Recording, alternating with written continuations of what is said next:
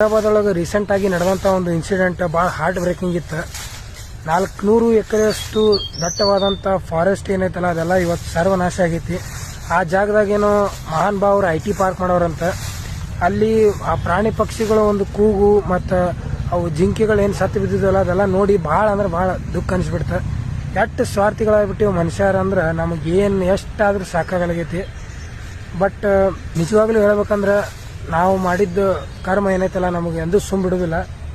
We are all alive not because we have bigger infrastructure, not because we have big luxurious cars and all these materialistic things. We are alive because of this nature.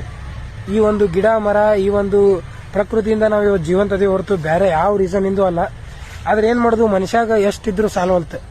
Is like ನಂಗೆ ಇನ್ನ ಬೇಕು ಅಂತ ಪೂರಾ ಸ್ವಾರ್ಥಿ ಆಗ್ಬಿಟ್ಟಾನ. ಆ ಒಂದು ಸ್ವಾರ್ಥಕ್ಕಾಗಿ is ready to destroy anything. ಅಲ್ಲಿ ನಡೆದಂತ ಸಿಚುವೇಶನ್ಗೆ ನನ್ನ ಕಡೆಯಿಂದ ಏನೂ ಆಕ್ಷನ್ ತೊಗೊಳಕ್ಕಾಗಲ್ಲ. But I can remind you guys, ನಾವು ಇವತ್ತು ಜೀವಂತಿರೋ ಕಾರಣನೇ ಈ ಪ್ರಕೃತಿ.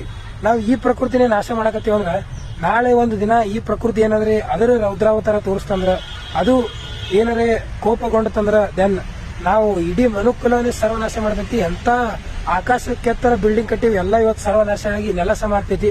ಇದು ಮಾತ್ರ ಗ್ಯಾರಂಟಿ, ಇದು ಮಾತ್ರ ಯಾರಿಂದನೂ ತಪ್ಸಕ್ ಸಾಧ್ಯ ಇಲ್ಲ. ಈಗ ರೀಸೆಂಟ್ ಆಗಿ ಮಯನ್ಮಾರಲ್ಲಿ ನಡೆದಂತ ಒಂದು ಇನ್ಸಿಡೆಂಟ್ ಎಲ್ಲ ನಿಮ್ಗೆ ಗೊತ್ತೇ ಐತಿ. ಭೂಕಂಪ ಆಯ್ತು. ಭೂಕಂಪ ಎಷ್ಟೋ ಮಂದಿ ಸತ್ತು ಹೋದ್ರ, ಎಷ್ಟೋ ಬಿಲ್ಡಿಂಗ್ಗಳು ಬಿದ್ದೋದು. ಅದೇ ರೀತಿ ಈಗ ಅಲ್ಲಿ ನಡೆದಂತ ಭೂಕಂಪ, ಅಲ್ಲಿ ನಡೆದಂತ ನ್ಯಾಚುರಲ್ ಡಿಸಾಸ್ಟರ್ ನಾಳೆ ಹೈದರಾಬಾದಿಗೂ ಬರ್ತೈತಿ, ಬೆಂಗಳೂರಿಗೂ ಬರ್ತೈತಿ, ಎಲ್ಲಾ ಕಡೆನೂ ಬರ್ತೈತಿ. ಬಿಕಾಸ್ ಒನ್ಸ್ ಅದು ಏನಾದ್ರು ಸಿಟ್ಟಾಯ್ತು ನಮ್ಮ ಮ್ಯಾಲ ಅಂದ್ರೆ ದೆನ್ ಮುಗಿದ ಗೈಸ್.